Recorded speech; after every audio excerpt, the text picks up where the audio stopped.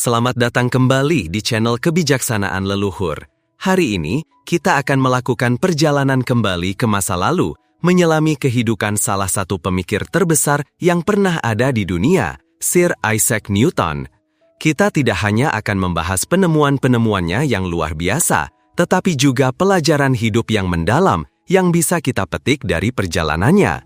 Kisah hidupnya penuh dengan perjuangan, ketekunan, dan kerendahan hati yang mungkin akan mengejutkan Anda. Jadi, pastikan Anda menonton sampai akhir, karena ada banyak sekali inspirasi yang menanti di setiap bagian cerita ini. Ketika kita mendengar nama Isaac Newton, apa yang pertama kali terlintas di benak Anda?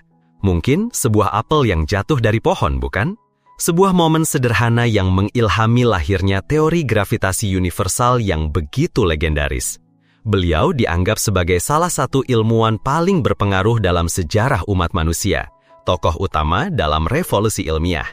Namun, di balik kejeniusannya tersembunyi kerendahan hati yang luar biasa. Beliau pernah berkata, "Seolah-olah saya hanyalah seorang anak kecil yang bermain di tepi pantai, sesekali menemukan kerang yang lebih indah dari biasanya. Sementara lautan kebenaran yang maha luas terbentang di hadapan saya belum sepenuhnya terungkap." Isaac Newton lahir pada tanggal 4 Januari 1643 dan wafat pada tanggal 31 Maret 1727. Beliau adalah seorang fisikawan, astronom, filsuf, matematikawan, teolog, dan alkemis dari Inggris. Banyak yang menganggapnya sebagai salah satu ilmuwan terbesar dan paling berpengaruh sepanjang masa, sebagai tokoh sentral dalam revolusi ilmiah. Kisah hidupnya dimulai di Woolsthorpe by Colsterworth, Lincolnshire, Inggris, pada hari Natal tahun 1642. Di tengah malam musim dingin yang membekukan itu, seorang bayi laki-laki lahir prematur, begitu lemah dan sakit-sakitan, seolah tak ada harapan untuk hidup. Namun, takdir berkata lain, bayi itu cukup kuat untuk bertahan. Tahun-tahun pertama kehidupannya adalah masa yang penuh kesulitan. Ibunya telah menjadi janda 2 bulan sebelum Isaac lahir.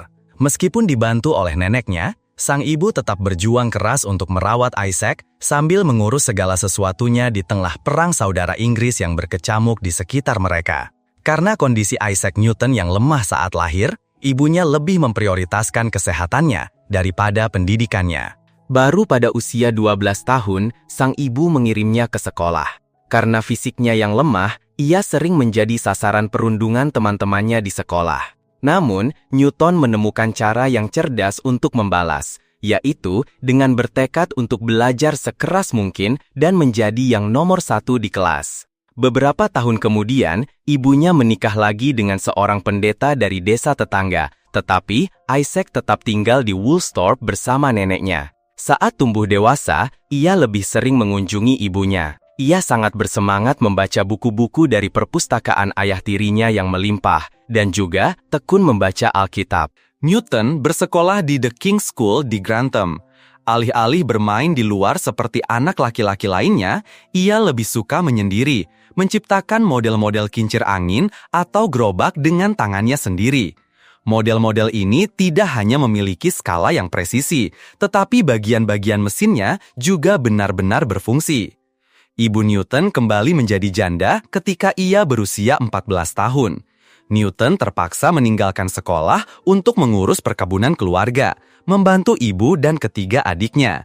Namun, Newton sangat merindukan masa-masa sekolahnya, dan ibunya menyadari hal itu. Ketika The King's School menawarkan untuk membebaskan biaya sekolahnya, karena bakat dan kondisi ekonominya, Newton pun kembali dan menyelesaikan pendidikannya. Para guru dan siswa lain sangat terkesan dengan pengetahuannya yang luas tentang Alkitab. Pada usia 17 tahun, Newton diterima di Universitas Cambridge. Selama menjadi mahasiswa, Newton mengembangkan teorema binomial dalam analisis matematika yang kemudian dikenal sebagai binomial Newton. Pada usia 27 tahun, sebuah pencapaian luar biasa, ia diangkat menjadi profesor matematika di alma maternya. Pada usia 30 tahun, ia terpilih sebagai anggota Royal Society of London, dan selama 23 tahun terakhir hidupnya, ia menjabat sebagai presiden lembaga ilmu pengetahuan bergengsi tersebut. Ia juga menjadi anggota kehormatan di banyak perkumpulan ilmiah dan akademi lainnya. Warisan ilmiahnya membentang di berbagai bidang. Kalkulus yang ia ciptakan menjadi tonggak sejarah dalam matematika analisis. Penjelasannya tentang spektrum warna pada benda-benda membuka jalan bagi lahirnya ilmu spektroskopi. Namun, kontribusi terbesar yang membuat namanya abadi adalah 3 hukum gerak yang menjadi dasar bagi mekanika klasik. Dan yang terpenting, tentu saja, adalah prinsip gravitasi universal. Prinsip ini menjadi fondasi bagi penemuan-penemuan di bidang fisika, mekanika, dan astronomi selama berabad-abad. Newton menghembuskan napas terakhirnya pada usia 84 tahun. Ia dimakamkan dengan penuh kehormatan di Westminster Abbey, tempat peristirahatan para raja dan tokoh-tokoh besar Inggris. Di atas makamnya, terukir sebuah kalimat dalam bahasa Latin yang berbunyi, "Di sini bersemayam sosok yang pernah ada untuk menghiasi kemajuan umat manusia." 15 kisah kesuksesan. Pertama, kemampuan belajar mandiri yang luar biasa. Pada waktu itu, Newton baru berusia 20 tahun dan merupakan seorang mahasiswa di Trinity College, Cambridge. Wabah pes sedang mengganas di seluruh London, dan kampus Newton pun terpaksa meliburkan mahasiswanya. Para profesor dan dosen tidak lagi mengajar di kelas. Ekonomi dan kehidupan di sana seolah berhenti total. Namun, siapa sangka, masa-masa kelam ini justru menjadi waktu emas bagi Newton untuk mengasah kemampuan belajar mandirinya yang luar biasa. Tanpa bimbingan seorang profesor pun, Newton justru berkembang jauh lebih pesat. Pertama-tama, ia menyempurnakan berbagai persoalan matematika yang belum sempat ia selesaikan di kampus.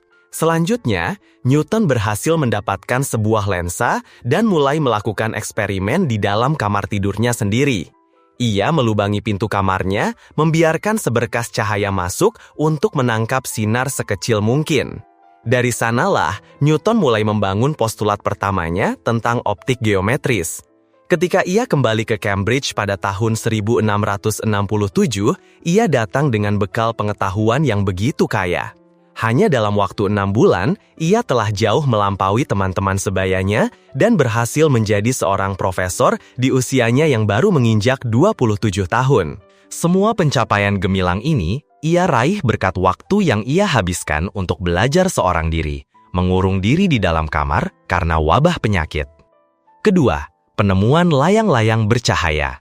Newton menciptakan berbagai penemuan dari pengamatannya yang tajam terhadap kehidupan sehari-hari.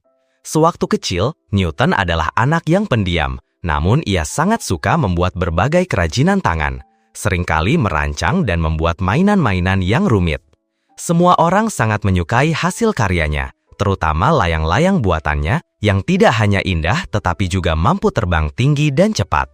Suatu senja, ia mengikatkan sebuah lentera cantik pada layang-layangnya dan menerbangkannya ke langit. Dari kejauhan, layang-layang itu tampak seperti sebuah bintang baru di angkasa.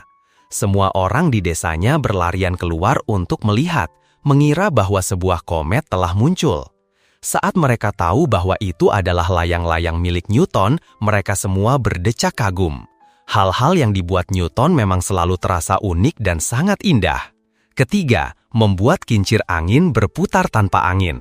Saat masih di sekolah dasar, Newton pernah membuat sebuah kincir angin dan meletakkannya di depan rumahnya. Setelah melihat kincir angin yang terpasang di desa sebelah, ia pulang ke rumah dan menirunya, namun dengan sebuah ide cemerlang.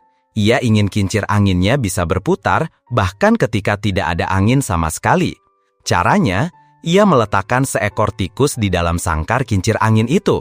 Ketika tikus itu berlari dan mengayuh, kincir angin pun berputar tanpa henti. Keempat, penemuan jam air dan jam matahari. Setelah lulus sekolah dasar, Newton bahkan berhasil membuat sebuah jam air. Ia menggunakan sebuah tong air kecil yang di bagian bawahnya terdapat lubang kecil dengan sumbat. Keempat, penemuan jam air dan jam matahari. Setelah lulus sekolah dasar, Newton bahkan berhasil membuat sebuah jam air.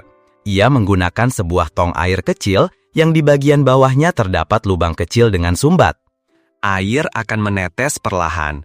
Seiring permukaan air di dalam tong yang menurun, sebuah pelampung di dalamnya juga ikut turun.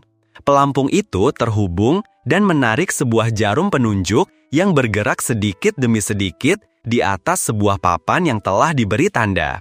Setiap tanda mewakili satu satuan waktu. Newton memasang jam air ini di samping lemarinya, dan bahkan membuatkan satu untuk tetangganya. Yang lebih menarik lagi, Newton juga membuatkan sebuah jam matahari untuk warga desanya. Saat usianya belasan tahun, Newton memperhatikan, saat berangkat sekolah di pagi hari, bayangannya ada di sebelah kiri. Saat pulang sekolah di sore hari, bayangannya berpindah ke sisi lain. Hal ini terjadi terus-menerus selama beberapa hari. Ia menyadari bahwa matahari bergerak secara teratur. Bukankah pola ini bisa dimanfaatkan untuk membuat jam matahari yang lebih akurat? Maka, ia pun memulai eksperimennya. Setiap hari, ia mengikuti jejak bayangan matahari kemanapun, mencatat perubahan posisinya setiap setengah jam, lalu setiap 1 jam. Akhirnya, ia berhasil menyelesaikan sebuah jam matahari berbentuk bundar. Ini adalah alat ukur waktu yang bekerja berdasarkan bayangan matahari. Di sekeliling piringan jam itu, ia mengukir tanda-tanda secara merata. Dengan memanfaatkan pergeseran bayangan matahari, waktu dapat diketahui dengan akurat. Setelah selesai, Newton meletakkan jam matahari itu di tengah desa agar bisa menjadi penunjuk waktu bagi semua orang. Warga desa menyebutnya jam Newton. Jam itu bahkan masih digunakan cukup lama setelah ia tiada. Setiap kali melihat jam Newton, semua orang kembali teringat pada anak laki-laki cerdas dan terampil yang dulu mereka kenal. Kelima, tenggelam dalam pemikiran ilmiah. Suatu hari, Newton mengundang seorang teman untuk makan malam di rumahnya. Ketika temannya tiba, makanan sudah tersaji di meja. Namun Newton masih tenggelam dalam kesibukannya di laboratorium. Tak ingin mengganggu, temannya pun menunggu. Karena Newton tak kunjung keluar, ia akhirnya memakan seekor ayam panggang, meletakkan tulang-tulangnya di piring, lalu tertidur di kursi. Beberapa saat kemudian, Newton keluar dengan keringat bercucuran, membangunkan temannya dan meminta maaf. Ia berjalan ke meja makan, bersiap untuk menyantap hidangannya. Ketika melihat tulang belulang di piring dan mangkuk yang sudah terpakai, ia menggaruk kepalanya sambil tertawa dan berkata, "Oh, ternyata aku sudah makan. Kukira aku belum makan sama sekali." Melihat kejadian itu, temannya pun tertawa terbahak-bahak. Di lain waktu, Newton pergi ke dapur untuk menyiapkan sarapannya sendiri. Ia merebus sepanci air untuk merebus telur. Sambil menunggu air mendidih, Newton tampak sedikit tidak sabar. Lalu pikirannya mulai melayang ke sebuah persoalan ilmiah. Saking fokusnya, ia benar-benar lupa bahwa ia sedang merebus air. Tak lama, air sudah mendidih hebat. Uapnya mengepul kemana-mana. Tanpa sadar, ia mengambil jam saku yang tergeletak di sampingnya dan memasukkannya ke dalam panci. Beberapa saat kemudian, dengan tenang, ia berpikir, "Aku sedang di dapur, telur pasti sudah matang." Ia pun membuka tutup panci dan terkejut melihat bahwa yang ada di dalamnya bukanlah telur, melainkan jam saku miliknya. Pada suatu sore yang cerah, Newton bersiap-siap untuk menunggang kuda ke dalam hutan untuk suatu urusan. Ia mengambil pelana dan menuntun kudanya keluar. Namun, tiba-tiba saja pikirannya terhanyut oleh sebuah masalah ilmiah yang berkaitan dengan kuda. Tanpa sadar, tangannya melepaskan tali kekang dan ia mulai berjalan sambil memanggul pelana. Benar-benar tenggelam dalam pikirannya. Kadang ia menunduk dalam diam. Kadang ia mengangkat tangannya seolah-olah sedang menggambar sesuatu di udara. Orang-orang yang melihatnya mungkin akan menganggapnya aneh. Begitulah ia berjalan terus hingga sampai di puncak bukit. Merasa lelah, ia pun berniat untuk menunggangi kudanya. Tapi saat itulah ia baru sadar, kudanya sudah tidak ada, entah lari kemana. Di hari yang lain, saat musim dingin tiba, Newton sedang duduk di dekat perapian, lagi-lagi tenggelam dalam pemikirannya.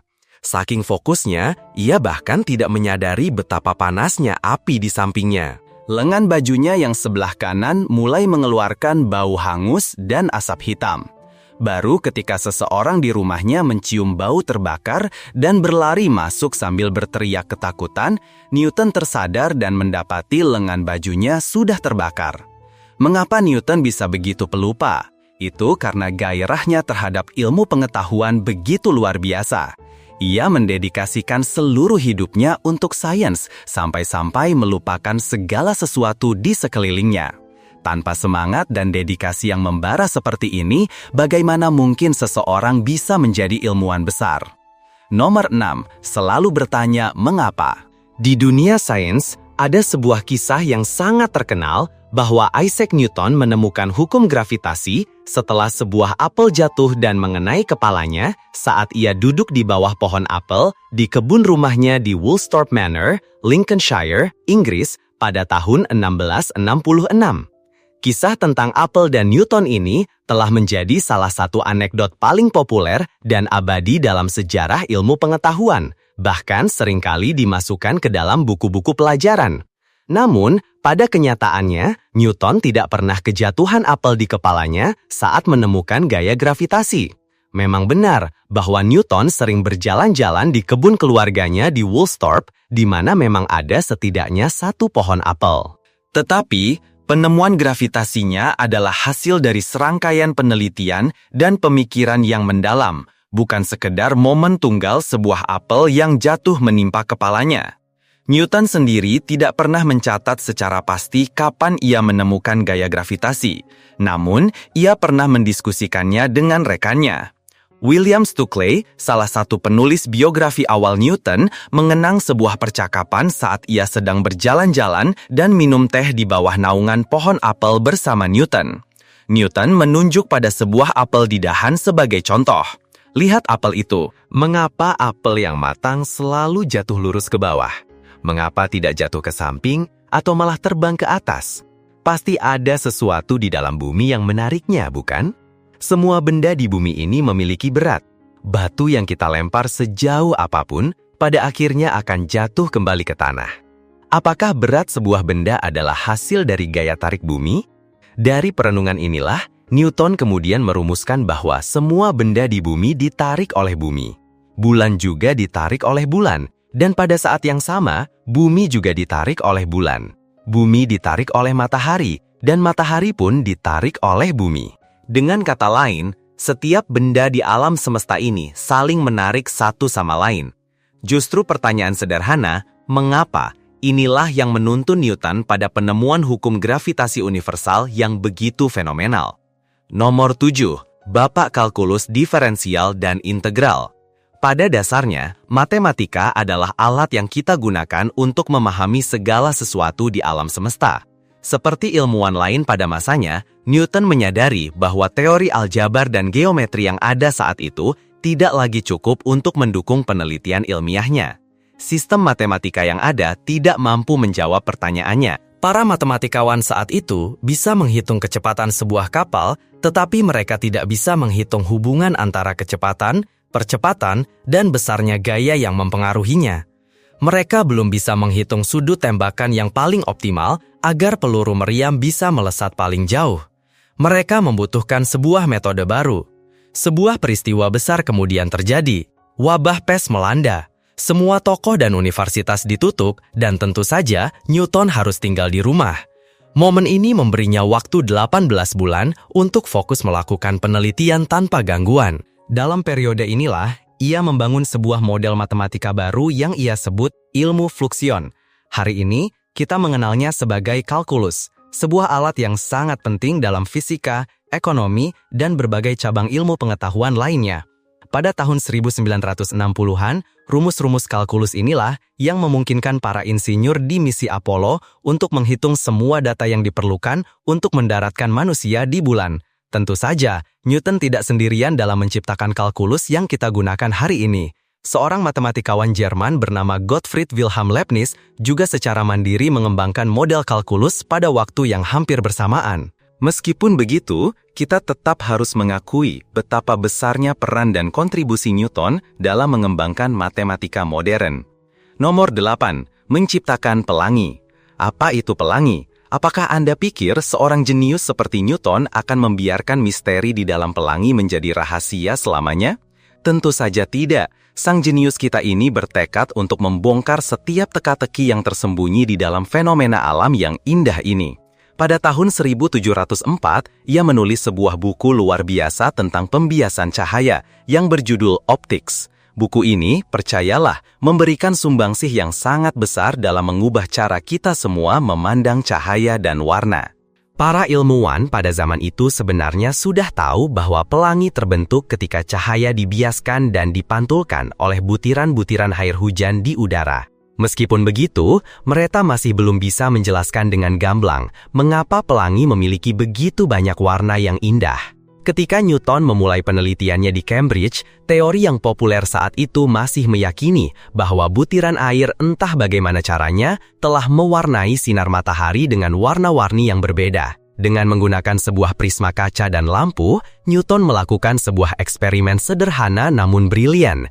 Ia membiarkan cahaya melewati prisma tersebut. Dan hasilnya, seperti yang kita semua tahu sekarang, sungguh menakjubkan.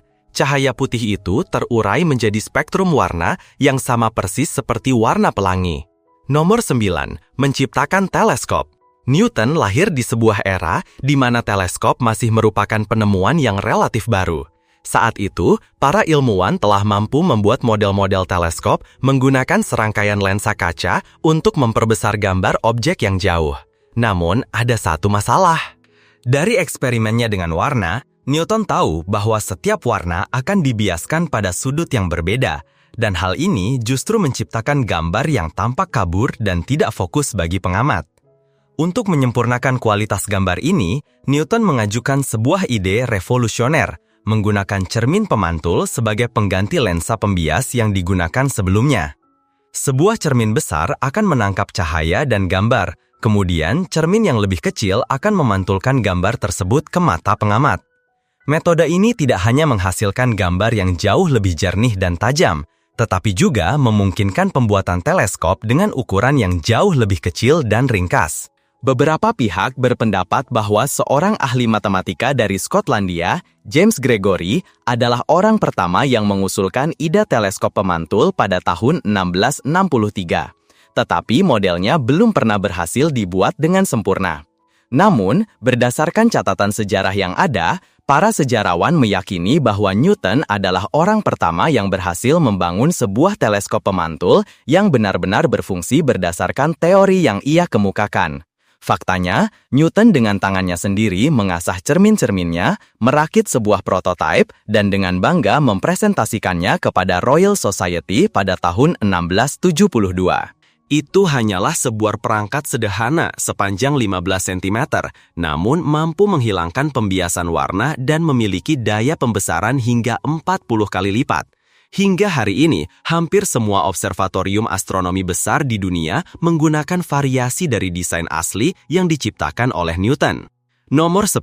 Membuat perbedaan pada koin. Pada akhir tahun 1600-an, sistem keuangan di Inggris sedang dilanda krisis yang sangat parah. Saat itu, seluruh sistem mata uang di negara tersebut menggunakan koin perak, dan tentu saja, nilai dari perak itu sendiri lebih tinggi daripada nilai nominal yang tertera pada setiap koin. Disinilah masalah besar muncul. Orang-orang yang licik akan memotong sedikit perak dari pinggiran koin dan menambahkan logam lain dalam proses pencetakan dan penarikan uang. Perak yang berhasil mereka curi kemudian diselundupkan ke Prancis untuk dijual dengan harga yang jauh lebih tinggi. Krisis ini bahkan diperparah dengan perebutan kontrak untuk mencetak uang. Akibatnya, kepercayaan masyarakat terhadap sistem keuangan anjlok drastis.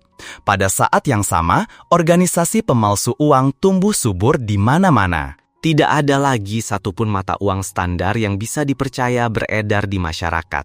Di sisi lain, kecurangan juga terjadi tepat di dalam proses pencetakan uang itu sendiri. Setelah setiap batch koin dicetak, orang akan menimbang setiap koin yang diambil dan melihat seberapa besar selisihnya dari standar. Jika nilai perak yang berlebih itu lebih besar dari nilai yang tertera, para spekulan akan membelinya, melelehkannya, dan menjualnya kembali ke pabrik percetakan untuk meraup keuntungan. Menghadapi situasi yang kacau ini, pada tahun 1696, pemerintah Inggris memanggil Newton untuk mencari jalan keluar.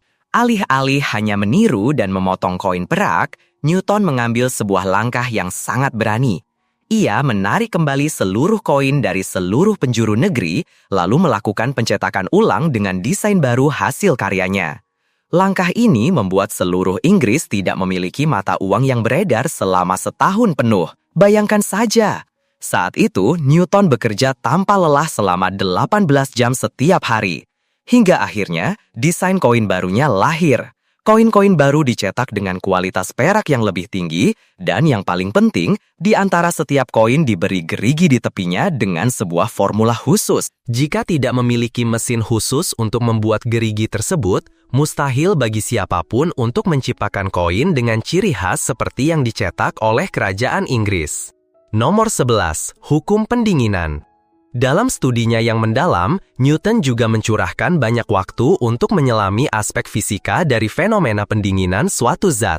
Pada akhir tahun 1600-an, ia melakukan serangkaian percobaan dengan bola besi yang membara. Dalam catatannya, ia mengamati adanya perbedaan suhu antara bola besi panas tersebut dengan udara di sekitarnya. Secara spesifik, ketika perbedaan suhu mencapai 10 derajat Celcius, ia menyadari sebuah pola. Laju pelepasan panas ternyata sebanding dengan perbedaan suhu itu sendiri. Dari sinilah, Newton merumuskan sebuah hukum yang kita kenal sebagai hukum pendinginan. Hukum ini menyatakan bahwa laju hilangnya panas dari suatu benda berbanding lurus dengan perbedaan suhu antara benda tersebut dan lingkungannya. Beberapa waktu kemudian, pada tahun 1817, seorang ahli kimia bernama Pierre-Simon Laplace dan seorang fisikawan, Jean-Baptiste Biot, menyempurnakan hukum tersebut, membangun di atas fondasi yang telah diletakkan oleh Newton. Sungguh luar biasa, prinsip yang ditemukan Newton dari bola besi sederhana ini telah menjadi dasar bagi begitu banyak penelitian fisika modern, mulai dari cara membuat reaktor nuklir yang aman, hingga penjelajahan luar angkasa yang menakjubkan. Nomor 12. Hukum gravitasi universal. Hukum gravitasi universal Newton menyatakan sebuah kebenaran yang agung. Setiap partikel di alam semesta menarik setiap partikel lainnya dengan gaya yang sebanding dengan massa keduanya dan berbanding terbalik dengan kuadrat jarak di antara pusat keduanya. Hal yang lebih menakjubkan lagi adalah teori ini disebut sebagai penyatuan agung pertama dalam sejarah, karena untuk pertama kalinya, teori ini berhasil menggabungkan fenomena gravitasi yang kita rasakan di bumi dengan perilaku benda-benda langit yang jauh di angkasa. Oleh karena itu, persamaan dari hukum gravitasi universal ini dapat ditulis sebagai F sama dengan G dalam kurung M1, M2 dalam kurung per R kuadrat, di mana F adalah gaya gravitasi antara dua benda, M1 dan M2 adalah massa dari masing-masing benda, R adalah jarak antara pusat massa keduanya, dan G adalah konstanta gravitasi. Persamaan ini memberitahu kita bahwa gravitasi adalah gaya yang dimiliki oleh dua benda bermassa hanya karena mereka memiliki massa. Kekuatan gaya gravitasi, F, sebanding dengan massa kedua benda, M1 dan M2, dan berbanding terbalik dengan kuadrat jarak di antara keduanya, R kuadrat. G adalah sebuah konstanta yang mengukur kekuatan dasar dari gaya tarik ini. Sederhananya, semakin besar massa benda-benda itu, semakin kuat gaya tariknya. Namun, semakin jauh jarak di antara keduanya, semakin lemah pula tarikannya. Saat sebuah apel jatuh dari pohonnya, hukum gravitasi universal Newton mengajarkan kita bahwa bumi tidak hanya menarik apel itu ke bawah dengan kuat, apel itu pun sebenarnya menarik bumi ke atas. Namun, karena massa bumi yang luar biasa besar, dibutuhkan gaya yang jauh lebih besar untuk bisa menggerakkan bumi secara signifikan. Karena itulah, apel yang jatuh ke bawah, sementara bumi seolah-olah tetap diam. Hal yang sama berlaku dalam skala yang lebih besar. Setiap benda di alam semesta menarik setiap benda lainnya, tetapi semakin dekat dan semakin besar masanya, maka semakin kuat pula daya tariknya. Kisah apel yang jatuh membuktikan bahwa bumi memiliki gaya tarik terhadap apel. Namun, apel juga punya gaya tarik terhadap bumi. Hanya saja gaya tarik bumi jauh lebih besar sehingga apel lah yang jatuh. Sekarang, coba kita bayangkan bulan sebagai sebuah apel raksasa. Artinya, bumi juga menariknya. Lalu, mengapa bulan tidak jatuh ke bumi? Jawabannya adalah karena gaya tarik bumi tidak cukup kuat untuk membuatnya jatuh, melainkan hanya cukup untuk membuatnya terus berputar mengelilingi bumi. Dalam skala yang lebih besar lagi, bumi kita ini juga seperti apel raksasa yang terus berputar mengelilingi matahari. Dan saat malam hari kita menatap langit, kita melihat jutaan bintang yang berkelip. Di antara mereka semua, ada gaya tarik yang saling bekerja. Inilah keindahan dari hukum gravitasi universal Newton yang begitu terkenal. Newton sendiri sangat menyukai anekdot tentang apel yang jatuh di kepalanya ini di kemudian hari. Para sejarawan percaya bahwa Newton sengaja menambahkan detail-detail pada cerita apel jatuh tersebut sebagai cara untuk memberikan ilustrasi yang singkat dan mudah dipahami tentang penemuannya mengenai gaya gravitasi. Untuk menguji kebenaran teorinya, Newton meminta seorang astronom bernama John Flamsteed untuk memeriksa apakah planet Saturnus bergerak lebih lambat setiap kali mendekati Jupiter.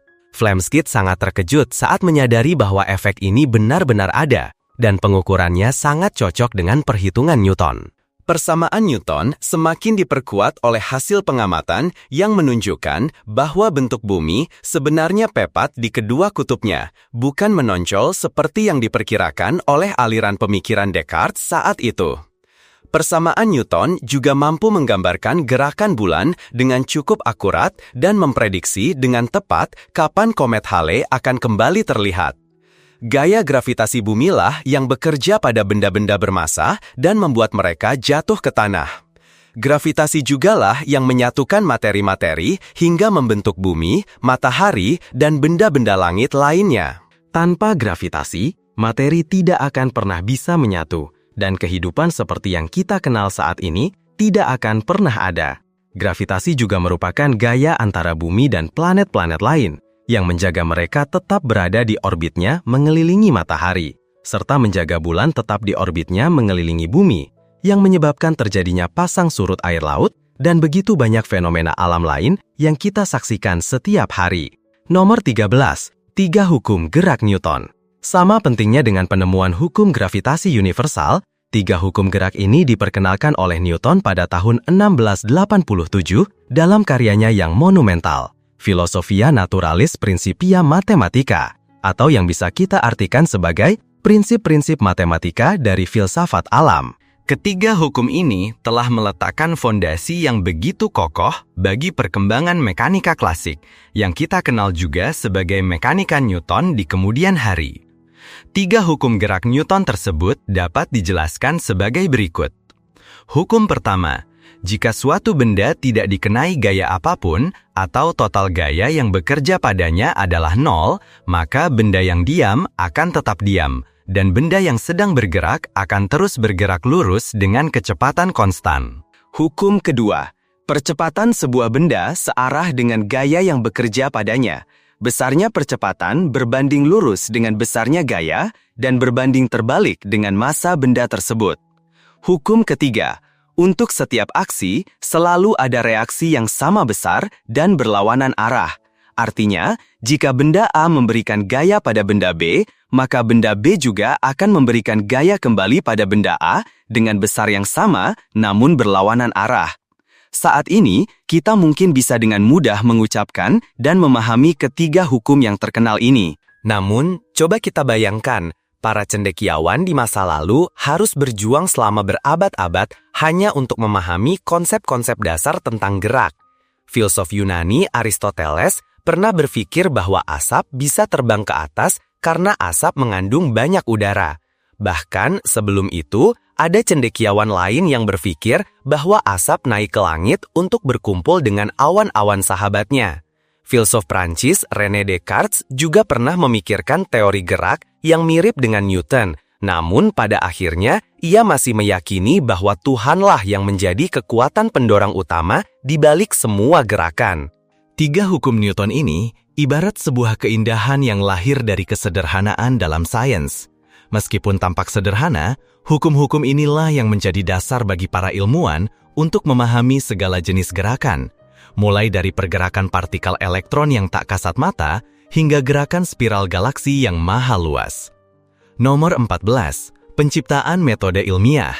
Newton juga menciptakan sebuah metode ilmiah yang sangat umum dan kuat. Ia menuangkan metodologinya ke dalam 4 aturan penalaran ilmiah dalam bukunya Philosophia Naturalis Principia Mathematica. Aturan 1, fenomena alam harus dijelaskan dengan seperangkat hukum yang paling sederhana, namun tetap cukup akurat dan ketat. Aturan 2, fenomena alam yang serupa harus memiliki penyebab yang sama. Aturan 3, sifat-sifat materi adalah sama di seluruh alam semesta.